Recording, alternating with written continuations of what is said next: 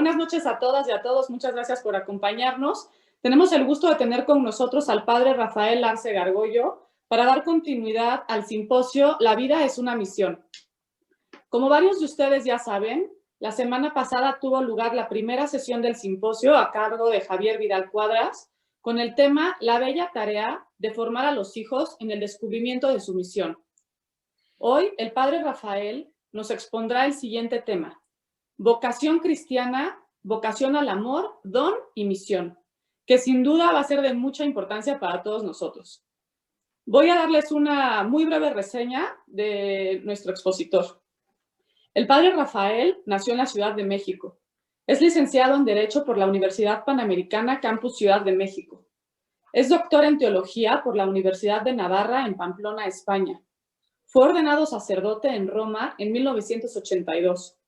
Su trabajo pastoral lo realiza en la parroquia de San José María en Santa Fe, Ciudad de México. Es autor de varios libros sobre santos y asuntos relacionados con el matrimonio. Su última obra, Orar con música. Es autor de meditaciones en audio para enseñar a hacer oración, disponibles en Encuentra Radio. Muchas gracias, padre, por acompañarnos esta noche, por compartir con nosotros un poco de lo que sabe, y estoy segura que todos vamos a aprovechar mucho este ratito que va a estar con nosotros. El padre va a hablar aproximadamente 45 minutos, un poquito más, y después vamos a tener espacio por si alguna persona tuviera alguna pregunta. Todas las preguntas se van a hacer a través del chat para no interrumpir para nada al padre. Muchas gracias, padre. Muy bien, muchas gracias, Maite. Bien, pues a todos bienvenidos a se llama Simposium, que es algo como muy rimbombante. Y bueno, es un encuentro y va a ser más que una conferencia. Yo lo que quiero sobre todo es compartir con ustedes algunas ideas que puedan complementar desde mi ángulo de sacerdote, desde la teología, el tema de la vocación. Vocación cristiana, vocación al amor, un don y una misión. Bueno, parece como muy complejo todo eso. Yo voy a procurar simplificarlo. Y el objetivo de esta sesión es que todos comprendamos un poco más que todos tenemos una vocación en el mundo. No hay ninguna persona que esté en el mundo que no tenga nada que hacer. Es decir, que Dios lo haya puesto en el mundo, pero está un poco o mucho desempleado en la vida. Todos tenemos una vocación, todos tenemos una misión. Yo pensaba que, tal como estamos viviendo estos tiempos muy distintos a hace 2 o 3 décadas, si tú le hablas a una persona de vocación, no entiende ese concepto, porque me parece que antes de hablar de vocación, tenemos que hablarles a las personas y explicarles un concepto que está un poco olvidado, que es el concepto del sentido de la vida. Tú le dices a un joven, ¿cuál es tu vocación? Y dice, ¿qué? ¿Qué es eso? ¿Vocación? No, yo no tengo vocación de nada. Es que para entender qué es la vocación, desde el punto de vista cristiano, tenemos quizá que empezar mucho antes hoy. Incluso en personas que se dicen creyentes y que no saben o no se han planteado nunca que su vida debe tener un sentido, porque están en este mundo para algo, desde el punto de vista humano. Una vez me decía una persona que un joven de 27 años le dijo, ojalá que yo viva solamente hasta los 30 y Dios ya me lleve con él.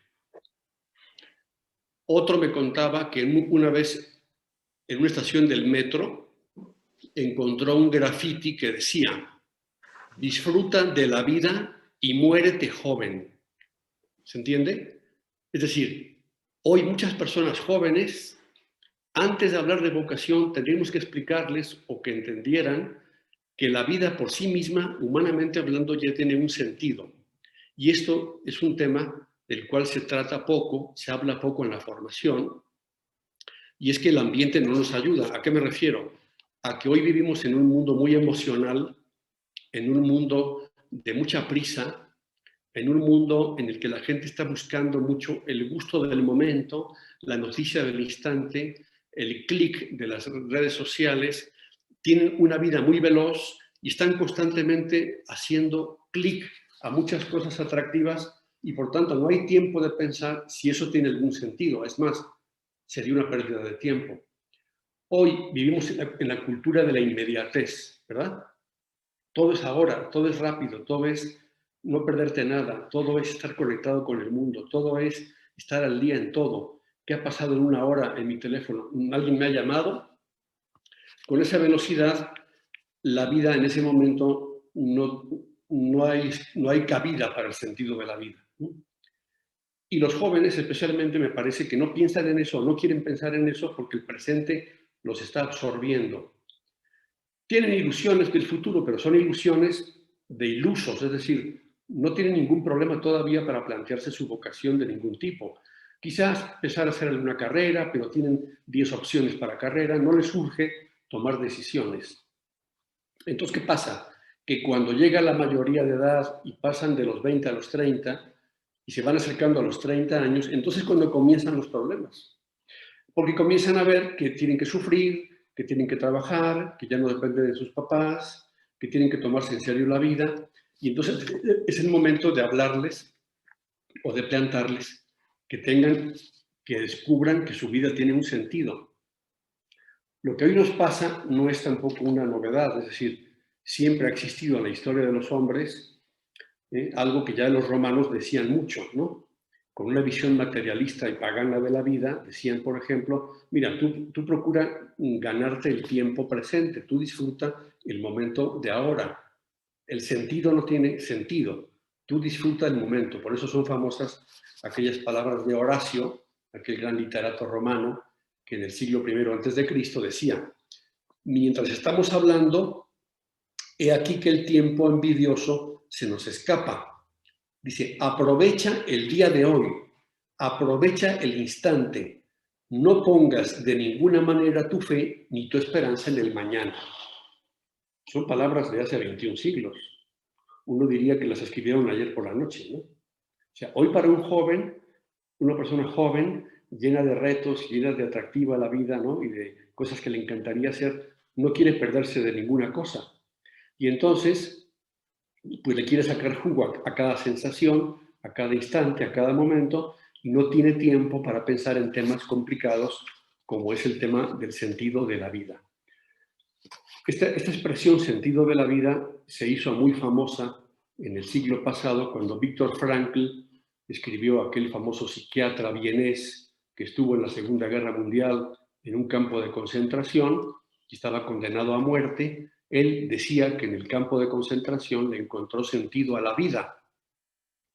Y cuando terminó aquella estancia terrible en el campo de concentración, escribió uno de los libros más famosos del siglo pasado, que se llama El hombre en busca de sentido.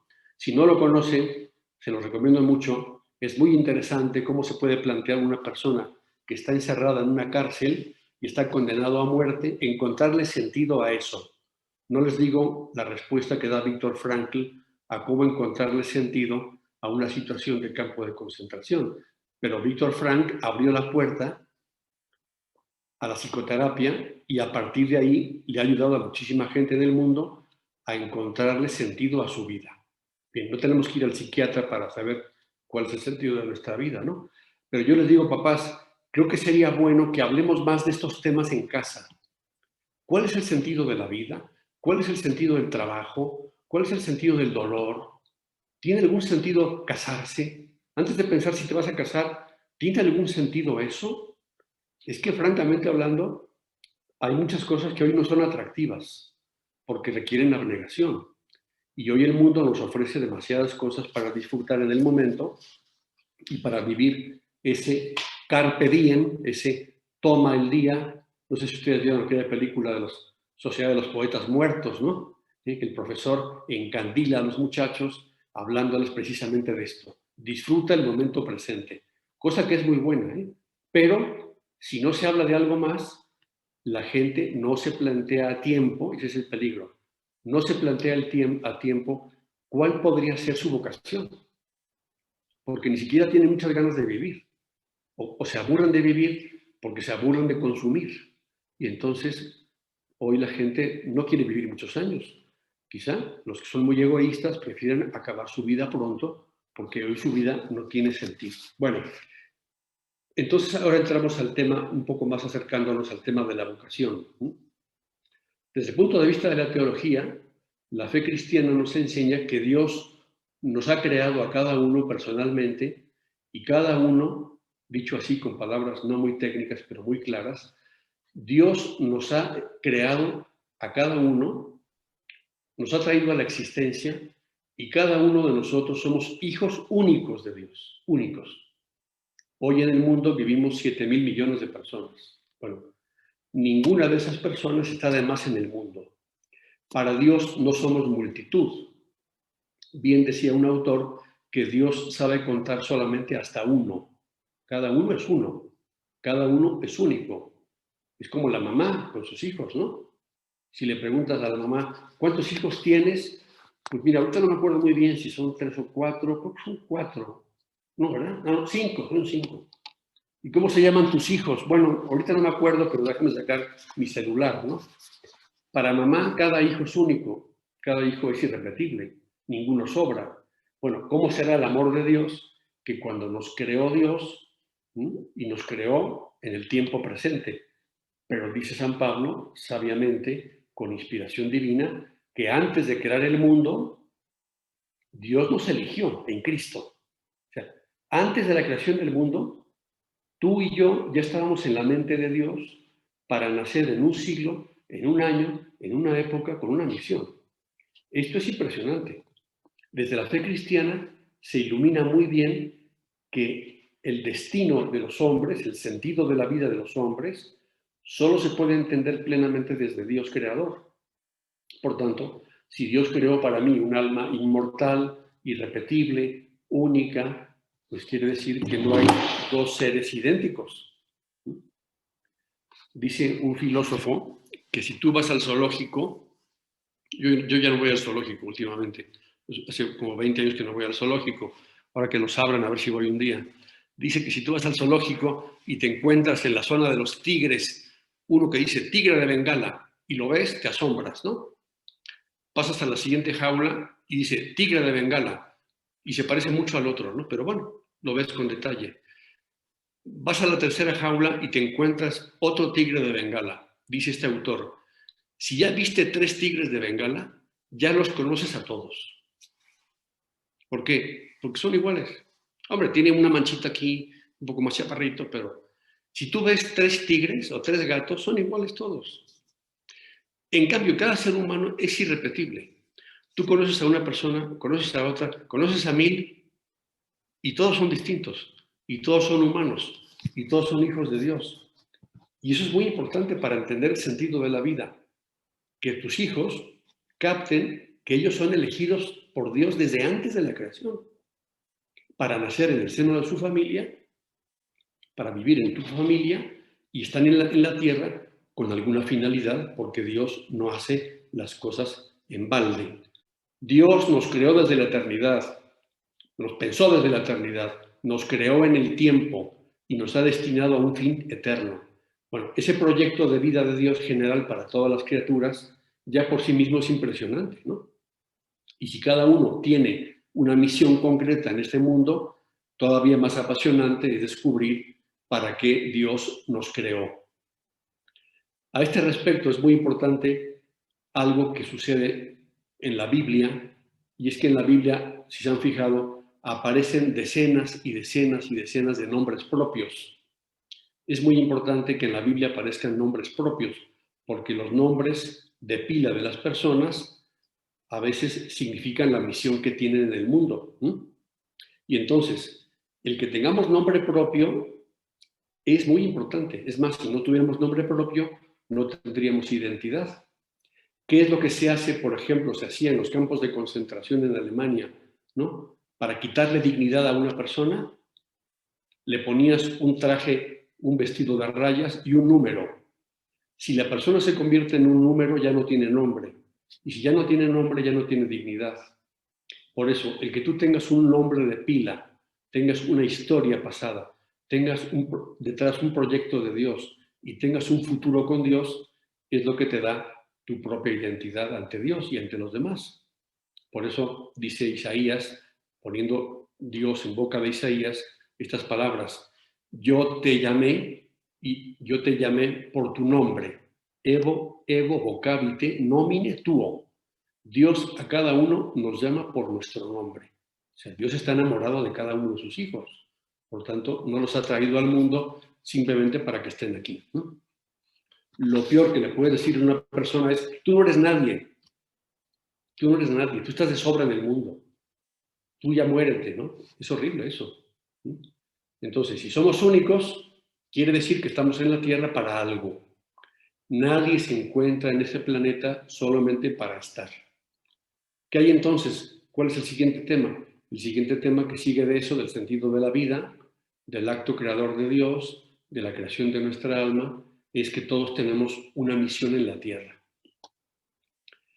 Lo malo, vamos a decir, de la palabra vocación, es que la palabra vocación se ha tomado sobre todo para designar a las personas que en la Iglesia Católica tienen una llamada particular de Dios para entregarse a Él de una manera particular.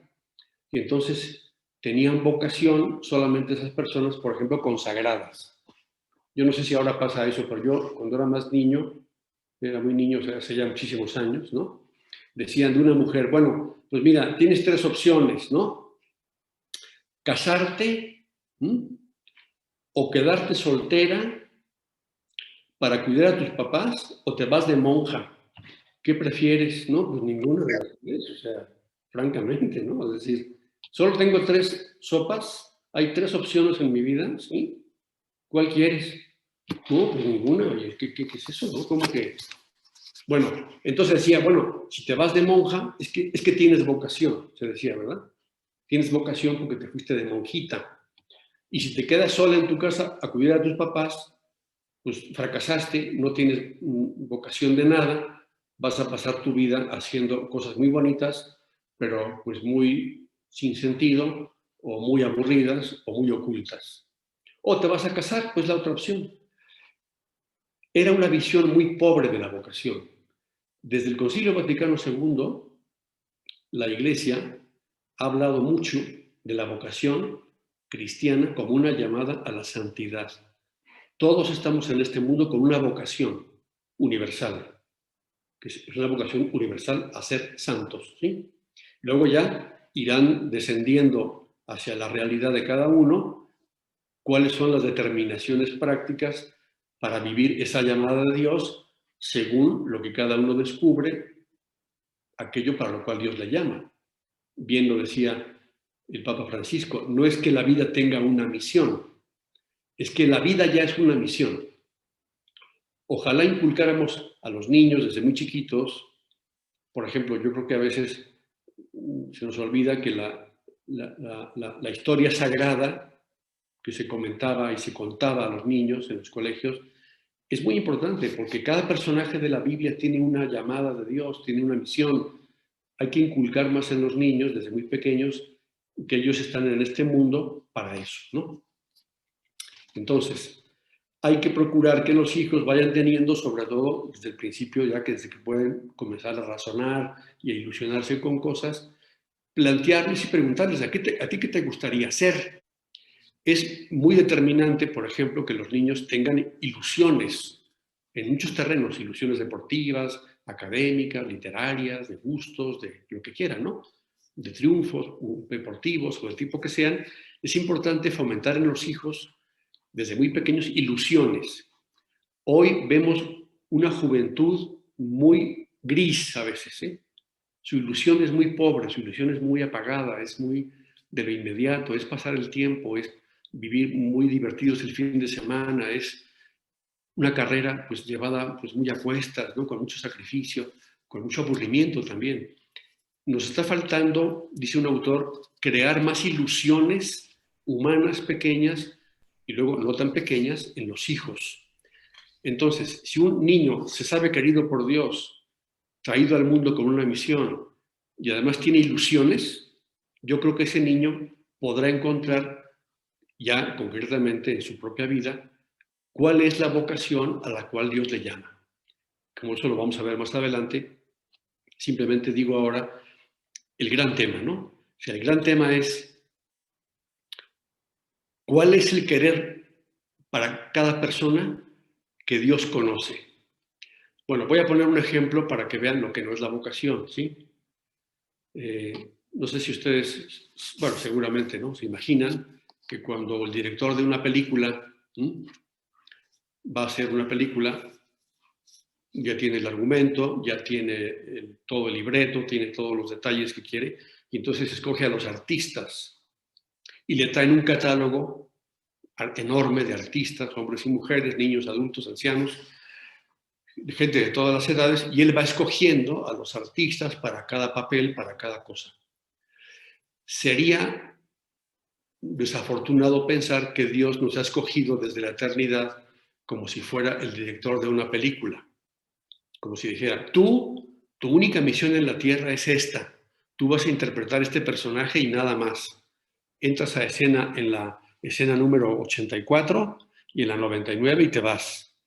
Sería una manera muy pobre de entender cómo hace Dios las cosas.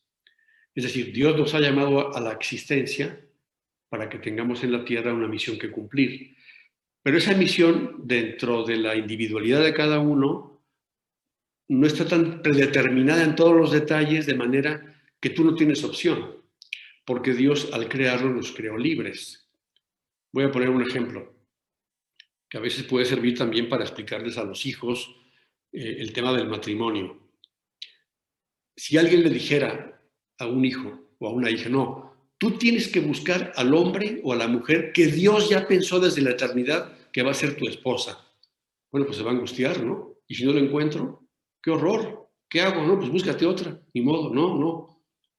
No es cierto que Dios ya escogió a tu esposa y a tu esposo desde la eternidad, no.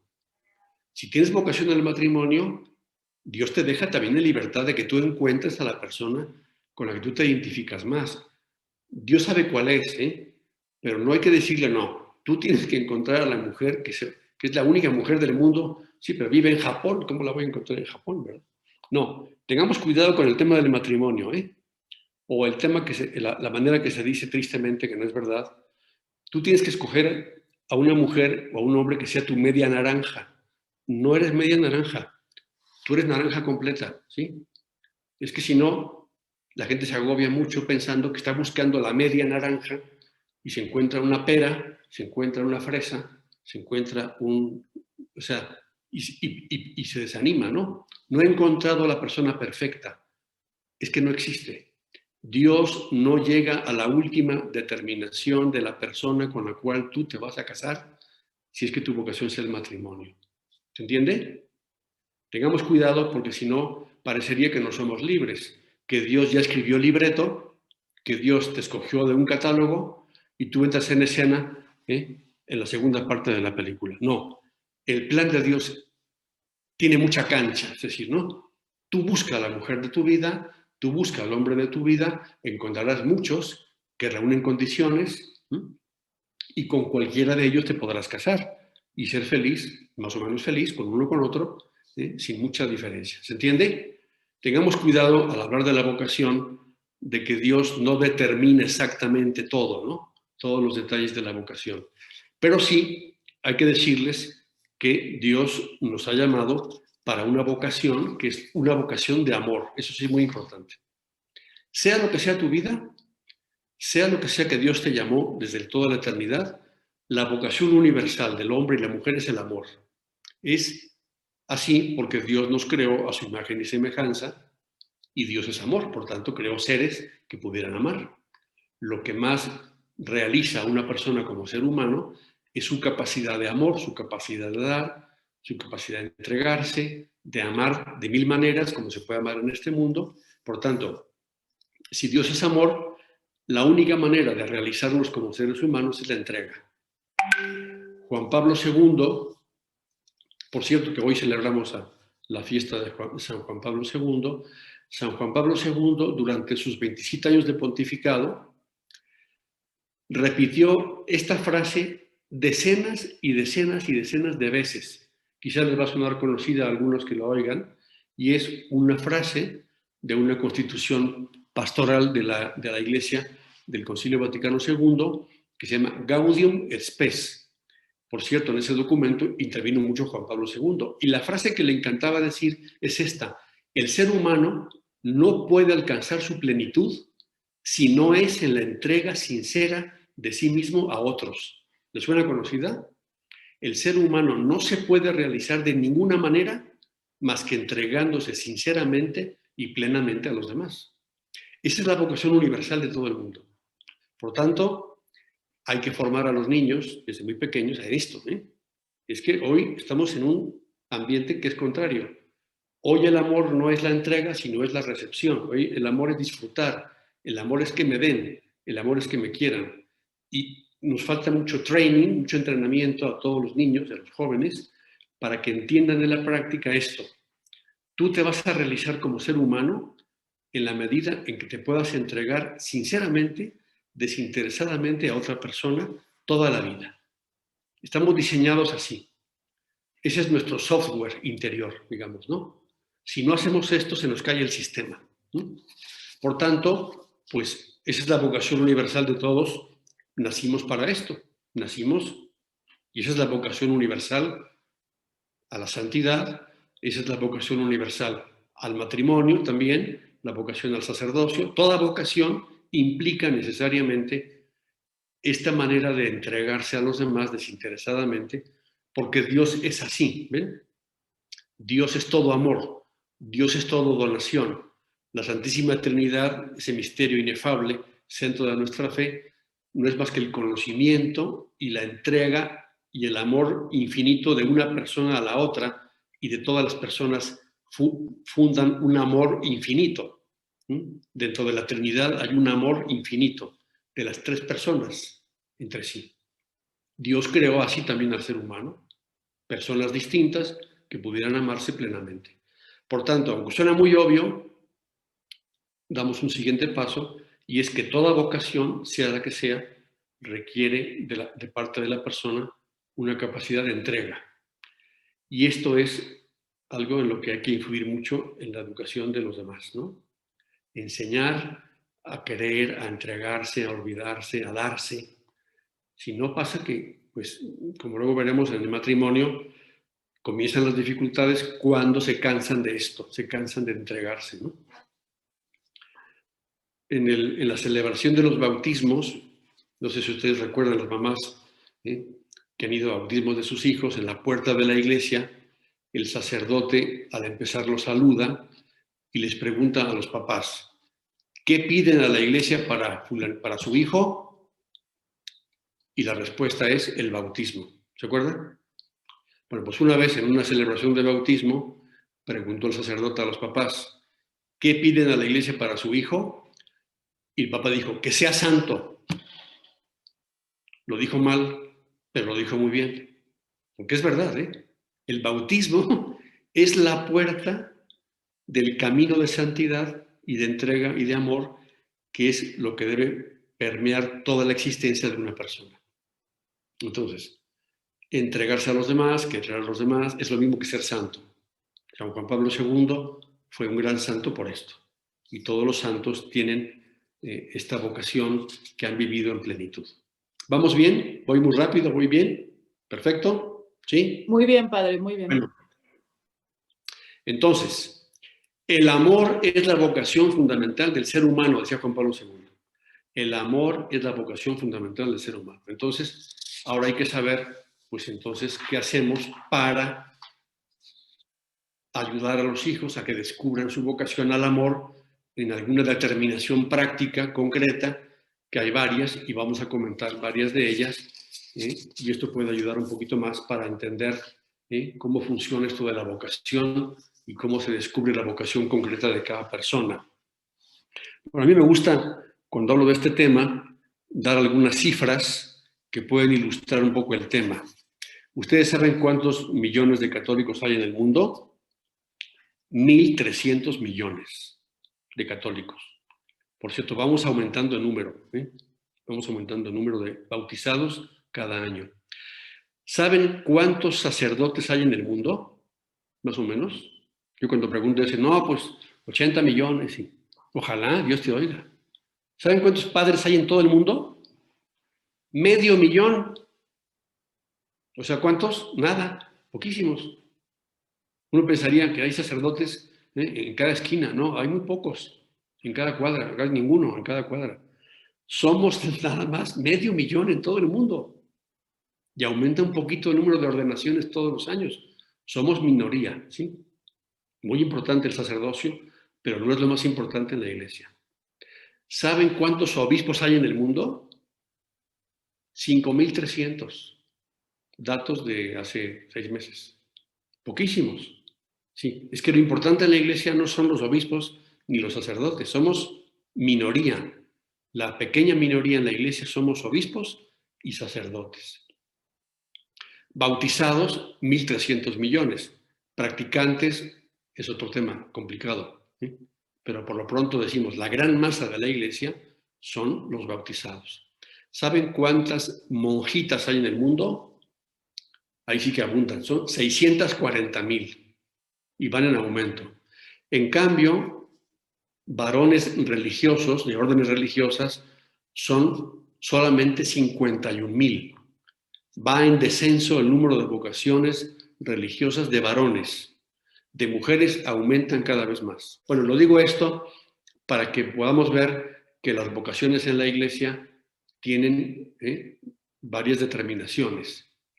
No pensemos primero, vocación, pues sacerdote, vocación religiosa. No, los casados forman parte de la gran masa de bautizados que tienen vocación matrimonial. Dice Juan Pablo II que hay 2 maneras específicas de realizar integralmente, la vocación de la persona al amor: el matrimonio y la virginidad. Tanto el uno como la otra, en su forma propia, son una concreción de la verdad más profunda del hombre, de su ser imagen de Dios. Matrimonio y virginidad, o matrimonio y celibato, son las 2 grandes determinaciones y formas como las vocaciones en la iglesia se pueden dar en la práctica, ¿no? Entonces yo quiero hablar un poquito de cada una de esas vocaciones, ¿sí? Para que podamos también, a la hora de aconsejar a los hijos, que tengamos la seguridad de explicarles bien las cosas. Bueno, hoy se dice simplemente, no, pues fulanita se casó, ¿no? Como si le hubiera pasado algo, ¿no? Le casó, ¿no? Más bien hay que decir, fulanita se casó porque tiene vocación al matrimonio, ¿no? O ella pensaba que tenía vocación al matrimonio. Tiene una gracia de Dios particular para vivir en ese estado. Por tanto, hay que hablar más de vocación matrimonial. No decir solo, pues no, ¿tú qué quieres ser en la vida? No, yo voy a casar. Ah, muy bien, como si yo quiero ser ingeniero. No. Que cada quien pueda pensar si está llamado al matrimonio, porque no todos están llamados al matrimonio. Hay personas que se han casado y que luego resulta que no están en condiciones de enfrentar sus exigencias o obligaciones matrimoniales, o no tienen el temperamento o el carácter para fundar una familia y les ha faltado preparación. Dice el Papa Francisco que necesitamos hacer una catequesis más práctica a los novios desde mucho antes, para explicarles muy bien lo que es el matrimonio. Yo creo que incluso desde secundaria, que ya se tienen novias y novios a esas edades, o les llaman novios, bueno, que por lo menos sepan de qué se trata, ¿no? Fíjese, decía el Papa, para ser sacerdote se requieren 8 años de estudios, ¿no? Para bautizarse 1 año de clases, para confirmarte otro año de clases, para la primera comunión no sé cuánto. Oye, y para casarte, no, hay un fin de semana, ahí te explican todo. Debería haber 6 semestres sobre matrimonio. Bueno, o algo así, no sé. La iglesia está innovándose en este tema porque hace falta preparar muy bien a los jóvenes desde muy chiquitos, explicarles qué es el matrimonio. Me quiero casar, me quiero casar. ¿Y eso qué es? Eso es una vocación, eso requiere una entrega muy grande, eso requiere un afán enorme de dar la vida, ¿no? Y los niños quizás no lo saben. Entonces, amar no es solamente que digan, me gusta fulanita y me quiero casar con ella. No, es que te gusta y no basta que quieras vivir con ella o con él. El matrimonio existe para que los 2 cónyuges se entreguen de tal manera uno al otro que, olvidados de sí mismos, en la entrega plena de sí mismos, sean felices. Por eso a veces hay matrimonios que empiezan muy bien y luego ya se traban, porque no han entendido esta dinámica de la entrega diaria constante, de olvido propio, y entonces les ha faltado un entrenamiento mayor desde antes en la vida para prepararlos a la entrega plena. Toda vocación supone entrega plena. Te amo, no, porque me gusta, no. Te amo porque quiero tu bien, quiero tu felicidad. Y el otro cónyuge lo mismo. Y entonces cuando los dos van en la misma línea, entonces sí entienden la dinámica del amor y del perdón y de los problemas y saben salir adelante en medio de las dificultades. Hoy la primera dificultad es, pues ya me cansé, ya no te amo, ya no me gustas, yo ya no me entrego. Y pasa lo que decía un autor, que hay matrimonios que están compuestos por personas muy guapas y muy simpáticas y muy bien, ¿no? Que tú las ves y parecen una gran pareja y son dos perfectos egoístas que viven juntos. Ante la sociedad son una pareja perfecta, pero cada uno es un perfecto egoísta. Bueno, ese es el peligro. Por tanto, se necesita, yo creo que esto comienza en familia, que los papás les expliquen a los hijos muy pronto en qué consiste el matrimonio y en qué consisten los primeros noviazgos que puedan tener. Bien, en segundo lugar hablo de los laicos o de las mujeres laicas, es decir, no consagradas, no sacerdotes, que encuentran un camino de entrega a Dios en medio del mundo y viven en un celibato total, y esto va en aumento. Desde muy al principio de la Iglesia comenzaron a haber laicos y laicas célibes que se entregaban a Dios en medio del mundo. Era muy normal que una mujer o un varón no se casaban y se entregaban a Dios, sea porque vivieran con sus familias o más adelante comenzaron a reunirse esos laicos y laicas y se fundaron las primeras órdenes religiosas. Pero incluso antes de las órdenes religiosas ya había laicos que vivían el celibato en medio del mundo. Bueno, esta es también una vocación, ¿no? Aunque esos puedan decir, cuando les preguntan sus datos particulares, estado civil, soltero. Sí, eres soltero, ¿no? Pero estás entregado a Dios. ¿No? A mí me preguntan a veces, ¿no? Estado civil, soltero. Me parece poco, ¿no? Soltero. ¿Cómo que soltero? Soltero, pero no. Y ya con, ¿es usted padre? Sí, es padre, ¿no? Un laico, una laica, un hombre, una mujer joven, ¿sí? Que entrega su vida a Dios, que no es monja y vive en medio del mundo, es soltero, civilmente sí, pero no es soltero en el sentido de que no tenga amor en la tierra. Vive entregada a Dios en medio del mundo. Es una vocación, tan vocación como cualquier otra vocación en la Iglesia. Bueno, otra vocación en la Iglesia, que ya sabemos, muy característica en la Iglesia Católica, necesaria, y es parte de la naturaleza esencial de la Iglesia, es el sacerdocio, que no es una vocación para gente selecta, ¿no? O para gente perfecta, o para gente peculiar, sino Dios puede llamar a cualquier varón al sacerdocio, y el sacramento del orden lo configura con Cristo y le da el poder de ser Cristo en la tierra para administrar los sacramentos con el poder de Cristo y para apacentar la grey de Cristo, que son los fieles. Entonces, se dice que el sacerdocio, con toda razón, es el don más grande que Dios puede conceder a una persona. Después de la fe católica, que Dios nos da en el bautismo, el sacerdocio es lo más grande que Dios puede hacer a una persona. No nos merecemos ninguno ser sacerdote, no estamos aquí por ser mejores, y ahí sí que hubo una determinación de Dios para llamarnos en particular a esa misión sacerdotal. Antes sucedía, hace años o décadas, que en muchas familias había hijos sacerdotes. Ya no, es muy raro, ¿no?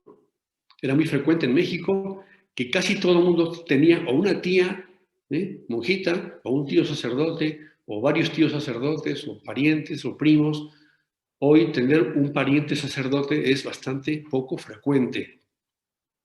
Ojalá que en las familias de ustedes, pídenselo a Dios, ¿no? ¿Por qué no pensar que Dios les conceda la alegría de tener un hijo sacerdote? Es lo más grande que Dios puede conceder a una persona, a pesar de los que recibimos ese don, que no nos merecemos, y fue un plus para nuestras familias, pero no tenemos ningún derecho a ordenarnos, ni tampoco podemos exigir ser ordenados, solamente somos ordenados a los que se les concede ese don y Dios lo concede y los obispos tienen que discernir si tal persona tiene condiciones para ser sacerdote. Bueno, los religiosos también es otra vocación. Personas que pueden ser sacerdotes, varones o no, es decir, hay religiosos que son además sacerdotes o no, son solo religiosos y, por ejemplo, hay órdenes religiosas donde hay muchos monjes o hay franciscanos que no son sacerdotes, o los maristas son hermanos maristas, o hay tantos sacerdotes como no sacerdotes, se apartan del mundo, viven en comunidades, suelen vestir un hábito religioso que les caracteriza como tal, viven de alguna manera lejos del mundo, un poco apartados del mundo, y se encuentran en el mundo en muchísimas órdenes religiosas e institutos religiosos que tienen carismas muy diversos. Por cierto, hace poco me contaron de una familia que yo conozco en la que una niña de 19 años, pues de repente se encandiló y se emocionó y se interesó por ser religiosa, y ante el asombro de todas sus compañeras de la preparatoria, acaba de irse hace pocas semanas, o ya se fue hace pocos días, con las hermanas de la caridad de la Madre Teresa de Calcuta. Ha sido una bomba para todas sus amigas y todas sus conocidas que ella se haya decidido a seguir una vocación de entrega a Dios en la vida religiosa. Entonces, también cabe eso, ¿por qué no? Pensar que Dios puede llamar a alguno de los hijos a la vida religiosa. Luego hay, por último, una situación de vida, y ya voy acabando mi explicación, que es el caso de personas que no son sacerdotes, que no son religiosos, que no son laicos en celibato, que no pertenecen a ninguna institución y que se quedan simplemente como solteros en la vida, ¿sí? Esto, pregunta, ¿es una vocación como tal? ¿Se puede pensar que alguien que no se casó, que no tomó partido por ninguna cosa, que no tiene vocación religiosa, entonces se quedó en la vida sin vocación? Hay que distinguir. Hay personas que no se casan, por ejemplo, porque no tienen condiciones para casarse, o no son sacerdotes ni religiosos por algún motivo. Son personas que a lo mejor no se sienten ubicados en ninguna situación de las que he mencionado antes, o además son personas que tienen algún otro compromiso. Por ejemplo, ¿cuántas veces hemos visto a una persona que no se casó para cuidar a sus papás? ¿Se acuerdan? ¿Casos de estos? ¿Sí? Que no se casaron porque pensaron que debían, por amor a sus papás, atenderlos hasta que se murieran. O tienen un hermano con una deficiencia mental y se propusieron adoptarlo como hijo casi, y se dedicaron toda la vida a cuidar de ese niño, de ese hermano con deficiencias, ¿no? Otras personas no se casan, por ejemplo, por motivos académicos. ¿Qué quiere decir eso? Se quieren dedicar toda la vida a estudiar y van a ser premios Nobel de química, entonces se casan con la química. Digo, no con la química de laboratorio, sino con la química como ciencia, ¿no? Y no se casan porque se van a dedicar 100% a una tarea académica. Yo pienso que es una buena vocación también. O también se casan porque, por motivos económicos, no se casan porque no tienen cómo casarse, o se casan para dedicarse full time al arte o a la empresa. En fin, no juzguemos mal a una persona que no contrae matrimonio, o que no es sacerdote, o que no es religioso. Pero en esos casos es muy importante que esas personas no pierdan la capacidad de amar a los demás. Si no, se pueden convertir fácilmente en unos solterones, ¿no? Y eso es muy peligroso. Por comodidad no se comprometen, no quieren nada, se aíslan, se encierran en su casa, en su pequeño mundo, y luego pues son felices con una cierta felicidad, pero no se realizan como personas si no son capaces de amar. Entonces, lo digo porque yo ya me he encontrado aquí en esta parroquia con casos de familias que tienen hijos que van cumpliendo años, ¿sí? 20, 21, 22, 23, no tienen novia, nada, llegan a los 29 y no se ve para dónde van a tomar camino, y no toman camino. Conozco familias en las que los hijos tienen 42 años y siguen viviendo en casa de sus papás. ¿Qué hay que hacer? Pues ya no sé, se los dejo a su criterio, pero ese niño, que es un adulto ya, debe vivir por su cuenta solo en otra parte y animarle a que tome partido en la vida por algo que le apasione, que no se vaya a quedar en la vida como un soltero, egoísta, encerrado en casa y luego pues no se realice como persona ni como cristiano. Tengamos cuidado para que no pase eso en nuestras familias, ¿no? Que todos tengan ilusión, una visión, ¿no? Que conozcan las vocaciones que hay en la iglesia, que se ilusionen con algo y que los papás los vayan aconsejando, otra vez, también a través de un profesor, de un sacerdote, que podamos irles ayudando a descubrir cómo es la vocación concreta de otras personas en el mundo. Porque también por ahí comienza todo, ¿eh? Hoy es el día de Juan Pablo II y acabo con una anécdota. A Juan Pablo II, como sabemos, se le murió la mamá cuando era muy chiquito. Su hermano Edmundo se murió cuando tenía él 15 años y su papá se murió poco después. Se quedó solo en el mundo. Y a Karol Wojtyła le gustaba mucho el teatro y le gustaba mucho la literatura polaca. Y entonces se dedicó a estudiar eso. Y luego conoció a un sastre, a un hombre muy humilde, muy sencillo de Cracovia, que le pasó un libro sobre San Juan de la Cruz y se empezó a meter en el mundo de San Juan de la Cruz y le encantó la vida de San Juan de la Cruz. Y entre la filosofía, el teatro y las letras, de repente un día dijo, yo voy a ser sacerdote. Dios tiene caminos muy difíciles y complicados para abrirnos puertas y para que encontremos cuál es el sentido de nuestra vida y el sentido también de nuestra vocación en la iglesia. Bien, yo ya me pasé un poco de tiempo, quizá fue un poquito rápido, quería nada más dar algunas pinceladas para que entendiéramos cómo es la vocación y en la Iglesia Católica cómo hay estas determinaciones prácticas de vida. Todas ellas son igualmente llamadas de Dios para vivir la única vocación al amor, que es la vocación a la santidad. Muy bien, yo aquí me detengo y espero que alguien me diga. Padre, tenemos un par de preguntas, si quiere se la leo y usted nos ayuda a contestarlas, ¿le parece? Sí, muy bien, muy bien. Nos hacen un comentario que dice, hace unas semanas escuché que a los niños hay que decirles, pregúntale a Jesús qué quiere que seas de grande.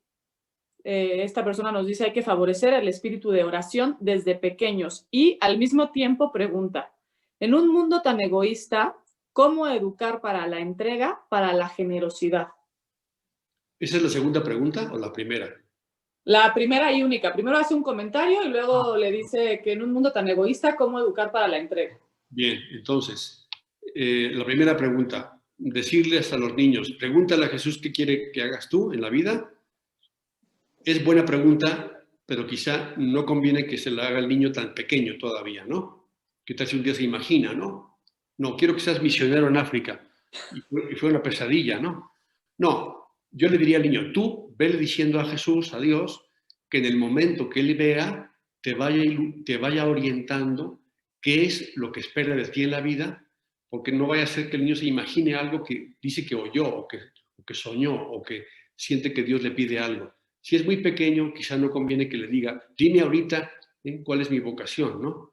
Porque en ese momento no tiene la madurez para enfrentar ese tema. Pero sí es muy buena sugerencia que de vez en cuando un niño le diga a Dios, Señor, tú dime o veme iluminando qué es lo que esperas de mí en la vida. No solamente en la vida futura, la vida de entrega, sino también ahora ya. Que Dios habla también en la vida ordinaria y por tanto que el niño tenga trato con Dios y le cuente cosas a Dios y le pida a Dios que le ilumine para las cosas del día, para las cosas de la temporada que está viviendo y obviamente que Dios le vaya iluminando poco a poco, que lo hará Dios obviamente, ¿sí? Sobre qué vocación tiene, pero quizá esperar un poquito a que tenga ya, llegue a la adolescencia para que empiece ya a vislumbrar opciones, que no sea desde muy pequeño. Y en un mundo tan egoísta, ¿cómo entrenarlos para la entrega? Pues haciendo con ellos, compartiendo con ellos momentos de entrega. Yo creo que ayuda muchísimo, está muy sabido esto, pero yo creo que los papás tienen que darles menos cosas a los hijos, menos cosas. Yo veo que, bueno, es que los hijos también reclaman muchas cosas que piden y que les den y todo les gusta y todo les ilusiona y la tecnología y entonces los papás tienen que saber poner un poco de freno en eso y saber administrar las cosas que les dan para que no sientan que todo es dado y no se entrenen precisamente en el dar, a veces en el sufrir, a veces en el no tener. Cuiden mucho el tema de los regalos, ¿no? De consentir demasiado. Yo creo que hay que entrenarlos en el dar, por ejemplo, que se desprendan de cosas. Yo tengo la experiencia que cuando he ido a bendecir casas desde la parroquia, me sorprende la cantidad de cosas que tienen los niños en su cuarto. No sé ustedes, yo ya me sorprendí de eso. Me comparo con mi infancia. Yo no tenía cuarto propio, ¿no? Compartíamos el cuarto 3 o 4 hermanos. Hoy se ve en las casas que las niñas y niños tienen muchas cosas, ¿no? Y hay que estar constantemente obligándolos, amablemente, a que se desprendan de cosas, a que vayan a dejar cosas, a que hagan una labor social, una labor de Semana Santa, en Navidad, Año Nuevo, ir con ellos, regalar cosas, dar, entregarse, sufrir, enlodarse, ¿verdad? Darse a los demás, visitar a un enfermo. Y ahora no se puede hacer esto por la pandemia, pero un entrenamiento de desprendimiento, de entrega, de sacrificio, de hacer cosas, de cansarse, ¿sí? Es cierto, necesitamos mucho entrenamiento porque si no, no van a entender lo que es la entrega. Bueno, Esto puede dar ideas, sí. gracias, padre. Voy a seguir y usted me frena porque ya hay muchas preguntas más. Caray, bueno. Bueno, Bueno, después... brevemente, sí. ¿Perdón, padre? Sí, puede ser respuestas más breves. Ok. ¿Cómo ayudar a los jóvenes a encontrar su vocación? Bueno, para que encuentren su vocación en la iglesia y capten esta idea que hemos dicho ahora de la vocación a la santidad y al amor, necesitan frecuentar la confesión y que tengan un sacerdote que les pueda conocer y entender y ayudar. Y en el clima de una confesión más o menos frecuente, se convierte en dirección espiritual y un sacerdote puede empezar como a abrir puertitas, ¿no? Y ayudar al muy joven que comience a hacer oración y vaya pensando delante de Dios qué le pide Dios. Y esas ideas que tiene las puede ir confrontando con un sacerdote. Sí es muy importante, porque si no, pues o va solo por su cuenta o los papás le inculcan cosas que quizás no son exactamente así, ¿no? Por cierto, nunca le digan a un hijo, me encantaría que fueras sacerdote, porque los hijos pueden pensar que es la manera que van a contentar a sus papás y quizá no tengan vocación. Me encantaría que fueras monjita. No, mamá, no me digas eso. No, no me digas eso. No, no. Me encantaría que fueras santo y que fueras feliz y que encuentres tu vocación. Búscala. Yo te puedo ayudar en algo, pero tengan mucho cuidado, ¿eh? Hay papás, yo sé, que sus hijos les dijeron, tú entrégate a Dios y me harás feliz. Nunca digan eso, porque es jugar con la vocación y se puede destrozar una vida. Entonces, rezar por ellos, animarlos, y un sacerdote conocido o amigo puede dar esa orientación poco a poco para descubrir la llamada de Dios. Muy bien. Muy bien. Después, padre, ¿cómo pedimos a Dios por los esposos de nuestros hijos o hijas? Pues así. Señor, pues consíguenos una buena nuera, ¿no? Y un buen yerno, ¿no? Sí, es una intención de todos los días, ¿eh? Que nuestros hijos tengan la vocación que van a vivir, ¿verdad? Y que encuentren a la persona adecuada para ello y rezar mucho a Dios, de verdad, mucho a Dios por ellos. No se lo digan a los hijos mucho eso, ¿no? Pero sí, yo creo que hay que pedir mucho y hacer sacrificios y estar muy pendientes de sembrar de oración la vida de los hijos para que encuentren su auténtico camino de santidad en medio del mundo, ¿no? O donde Dios los llame, sí. Ok. Mi hija cree en Dios, pero no puede evitar pensar en quién creó a Dios. Yo le digo que Dios es todo, no queda conforme. ¿Qué más puedo contestar yo? Bueno, no es tema de la clase y conferencia, pero ¿quién creó a Dios? Pues Dios no puede ser criatura. Si fuera criatura, no sería Dios. Entonces, en el concepto de Dios está implícito que Dios no tiene principio ni fin.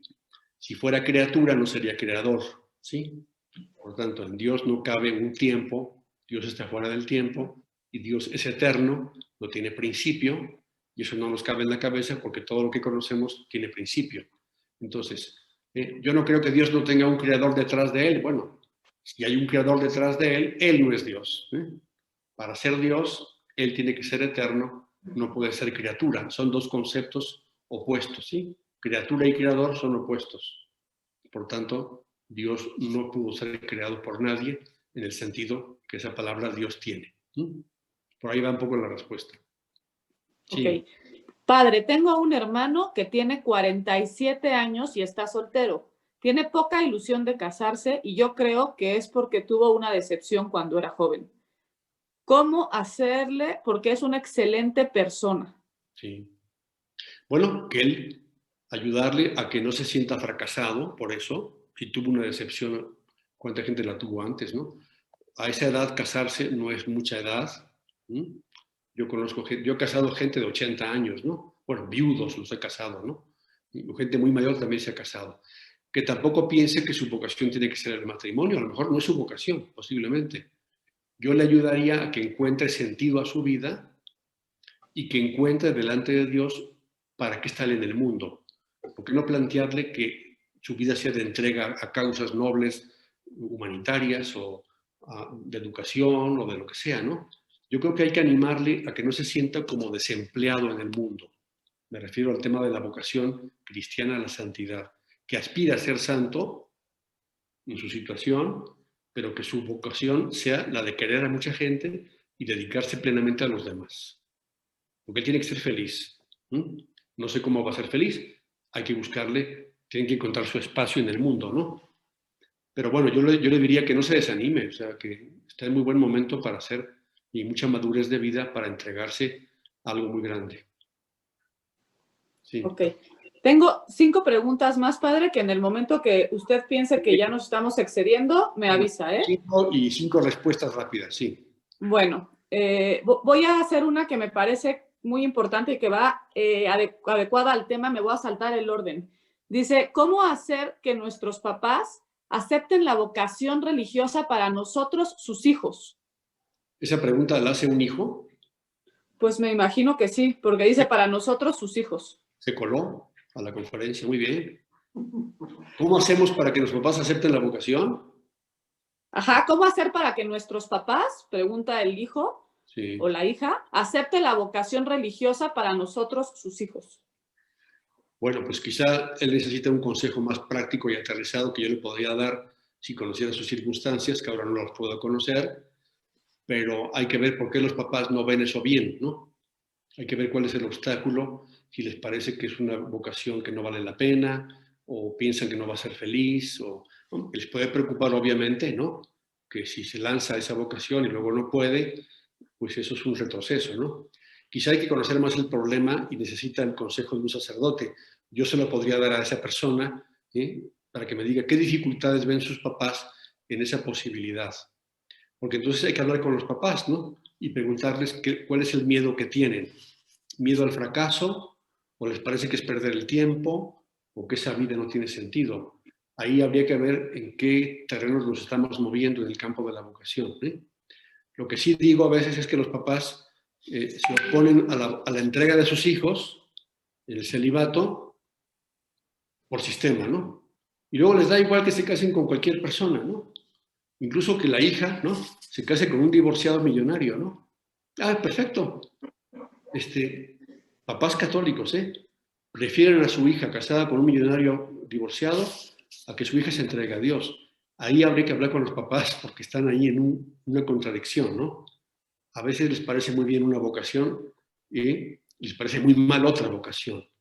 Entonces, yo creo que esa persona que preguntó necesita un consejo más aterrizado y yo estoy encantado de poder ayudarle si quiere comunicarse conmigo y con mucho gusto le doy una respuesta más aterrizada. Bien. Muy bien.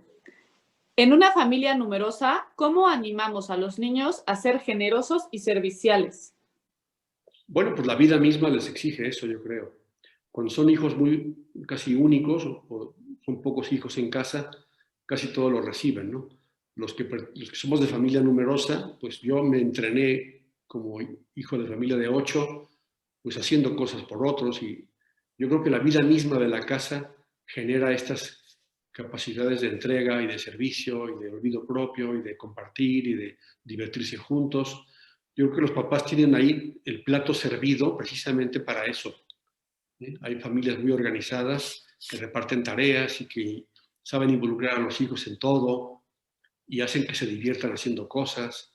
Creo que ahí depende mucho de los papás, de su ánimo, de su capacidad de involucrar a todos los hijos en todo lo que puedan, para que todos compartan y se entreguen a los demás. En familias numerosas es más fácil ser generoso que en familias más pequeñas, ¿sí? Pero bueno, sea como sea, el entrenamiento tiene que ser constante en cualquier ámbito. Muy bien. Okay. Muchos adolescentes son rebeldes a las cosas de Dios. No quieren ir a misa, les molesta la piedad. ¿Cómo ayudarlos a regresar a Dios sin imponer ni obligar? A veces el mundo nos juega en contra de las aspiraciones de la vida interior. Pues sí. Esto es un fenómeno muy conocido, es universal. Esta época no es buena precisamente para hablar de Dios a los jóvenes. Y a la vez, esos jóvenes también luego tienen chispazos de conversión cuando se ponen en contacto con jóvenes como ellos, que están en ámbitos de fe o de grupos religiosos. Por ejemplo, aquí en la parroquia hay un grupo muy conocido ya que se llama EFETA, que ha reunido aquí a 120 muchachos cada semana, cuando estábamos antes de la pandemia, y quizá también conviene ponerlos en contacto con jóvenes como ellos que piensan diferente, ¿no? En soledad, un joven lo que quiere es no ir a misa, en soledad, ¿eh? Pero si se le puede ayudar a involucrarlo en un grupo de personas que comparten sus mismas ilusiones y preocupaciones y ve que hay gente como él, que incluso fue rebelde antes y han cambiado, creo que también conviene mucho saber cómo poner en contacto a estos jóvenes, hombres y mujeres, con muchachos de su edad que tienen experiencias de Dios. Hoy hay muchos jóvenes que están encontrando a Dios de muchas formas, ¿sí? Pero encerrados en casa nunca van a querer ni ir a misa ni hacer nada por Dios. Hay que rezar mucho, pero también hay que pensar con con sentido práctico, pidiendo consejo a los que saben, qué manera habría de involucrar a estos jóvenes, no sé, en un trabajo de verano, un trabajo de Semana Santa, visitar un asilo o visitar un orfanato, y ahí comienza Dios a meterse en su corazón. Yo creo que hoy hay muchas maneras de tocar el corazón de los jóvenes en ese tipo de iniciativas para despertar eso que estás diciendo tú, ¿no? Que tengan sed de Dios, pero por otro camino, no por ir a la iglesia en primer lugar. Ya irán a la iglesia después. Deben tener una experiencia de vida humana y cristiana previamente. Eso yo he visto que da muy buen resultado. Sí. Okay. Padre, cuando en la Biblia se menciona dejarás a tu padre y a tu madre, ¿se entiende esto como la vocación del matrimonio o desde ahí se entiende para diferentes tipos de vocaciones? Bueno, cuando se dicen esas palabras de Dios en el Génesis, están referidas a Adán y Eva, ¿no? Cuando Dios instituye el matrimonio. Dejará el hombre a su padre y a su madre, se unirá a su mujer, ¿sí? ¿Ves? Por tanto, la frase está dirigida a la vocación matrimonial, que supone dejar a tu familia para comenzar a formar otra familia. Y ese dejar, yo a veces lo digo porque a veces se malentiende, dejar a los padres no es abandonarlos, es que los papás comiencen a formar parte de la familia en un segundo plano. Entonces, esa frase que tú dijiste, que es la famosa frase del Génesis, que luego Cristo repite exactamente igual, la cita Cristo en el Evangelio, está referida en primer lugar al matrimonio, ¿sí? Obviamente, las vocaciones de entrega al sacerdocio o a la vida religiosa también implican una entrega plena, ¿no? El joven rico, que Jesús le llama, pues le pide que deje todo, ¿no? Todos sus bienes y toda su familia. Pero las palabras que tú dijiste están referidas únicamente al momento en el que Dios instituye el matrimonio y Cristo confirma la santidad de la vida matrimonial. Muy bien. Después, padre, una pregunta relacionada con una que acaba de contestar, pero la voy a leer por respeto a quien la hace. ¿Cómo ayudar a los jóvenes a encontrar sentido cuando han caído en una postura escéptica y racionalista que niega a Dios? Pues eso es más difícil, ¿no? Es más difícil porque cuando es un muchacho que tiene flojera y está apático y está en adolescencia y está confundido, pues eso tiene más remedio. Pero cuando ha leído libros o ha estudiado en universidades donde le han inculcado valores o ideas confusas sobre Dios, eso cuesta muchísimo trabajo. A mí me da mucho miedo a veces que por lecturas que han hecho, por influencias que han tenido, pues ya tienen una forma de pensar muy arraigada, muy fría, muy científica, muy racionalista, y entonces se han cerrado a Dios con su mente, ¿no? Entonces ya no quieren aceptar otro argumento. No digo que no puedan cambiar, ¿eh?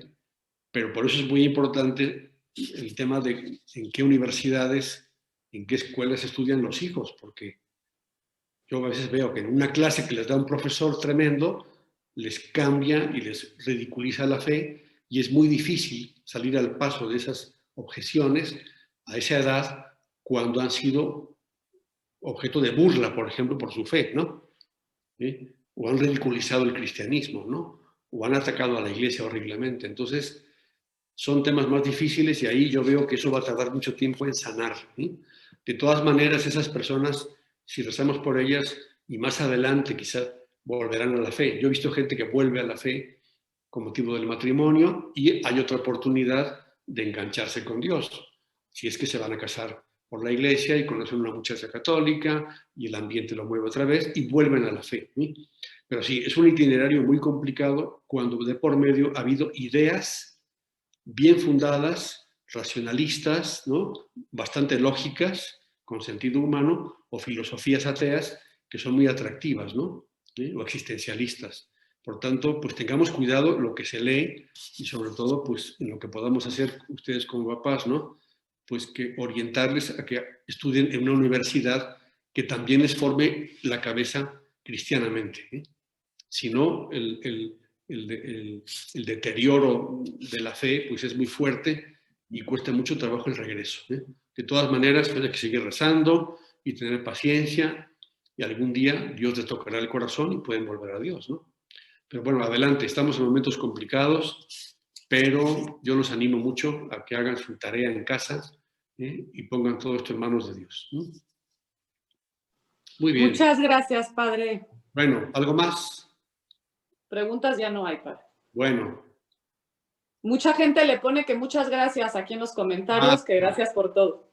Bueno, yo encantado de estar con ustedes, de compartir estas ideas. Espero que hayan sido útiles, ilustrativas para su tarea de papás y para que tengamos muy en alto pues, el tema de nuestra fe y de nuestra vocación y podamos inculcar el amor a la vocación que Dios nos da a cada uno. Pues muchas gracias a los organizadores, de veras. Felicidades por esta iniciativa y encantado de encontrarnos algún día en otro momento como este. Bueno, buenas noches.